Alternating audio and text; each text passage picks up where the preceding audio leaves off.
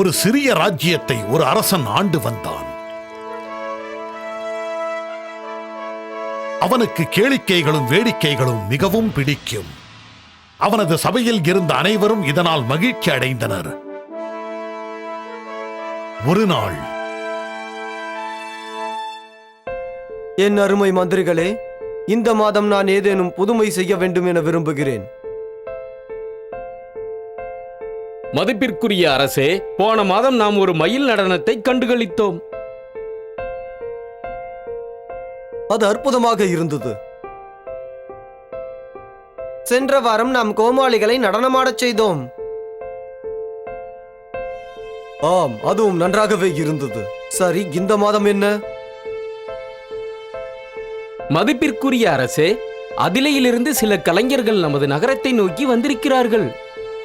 அவர்கள் நாடகத்திலும் கவிதையிலும் சிறந்தவர்களாம். அதில் ஒன்றும் புதுமை இல்லையே.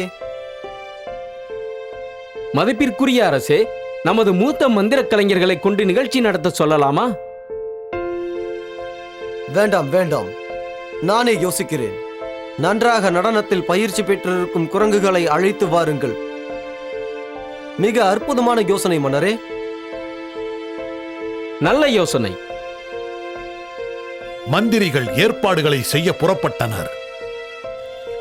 மறுவாரமே பெரிய விழா ஏற்பாடு செய்யப்பட்டது. 5 குரங்குகள் நல்ல உடையுடனும் அழகான துப்பியுடனும் வரவழைக்கப்பட்டன. அவைகள் நடனமாட பயிற்சி செய்யப்பட்டன. இசை ஒலிக்கப்பட்டது. சபை நிரம்பி இருந்தது. அனைவரும் கூடியிருக்க குரங்குகள் நடனமாடத் துவங்கின. பார்த்தீர்களா, இவை எவ்வளவு அழகாக நடனமாடுகிறது என்று? அற்புதமாக இருக்கிறது.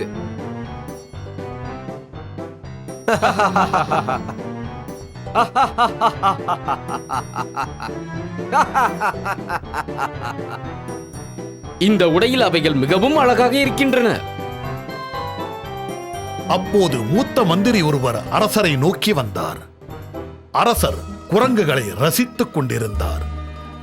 மன்னா, இந்த குரங்குகள் நடனமாடுவதை பார்த்தால் ஆச்சரியமாக இருக்கிறது அல்லவா? ஆம், அனைவரும் வியந்து மகிழ்ந்து கொண்டிருக்கிறார்கள்.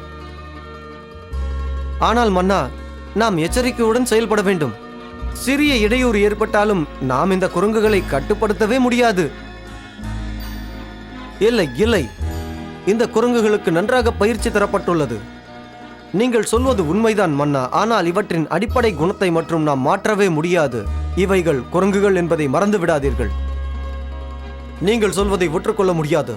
இத்தனை பெரிய சபையில் அவைகள் எத்தனை அழகாக நடனமாடுகிறது. இவைகளால் நமக்கு என்ன தொந்தரவு ஏற்பட போகிறது? உங்களால் முடிந்தால் அதை நிரூபித்து காட்டுங்கள். மன்னா, ஒரு பிடி முந்திரி பருப்பை இவற்றின் முன் வீசி பாருங்கள், உங்களுக்கே புரியும்.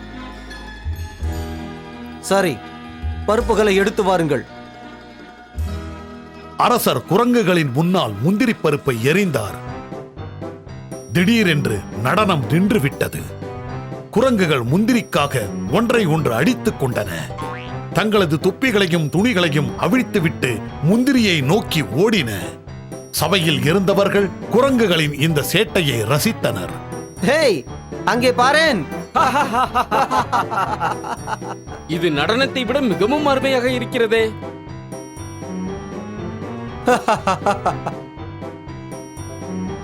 மந்திரியாரே, நீங்கள் கூறியது உண்மைதான். அடிப்படை குணாதிசயம் எனப்படுவது யாருக்கும் மாறவே மாறாது. நன்கு கூறினீர் மன்னா. நீதி, ஒருவரின் வெளித்தோற்றத்தை எப்படி அலங்கரித்து மாற்றினாலும் அவர்களின் குணநலன்கள் மாறவே மாறாது.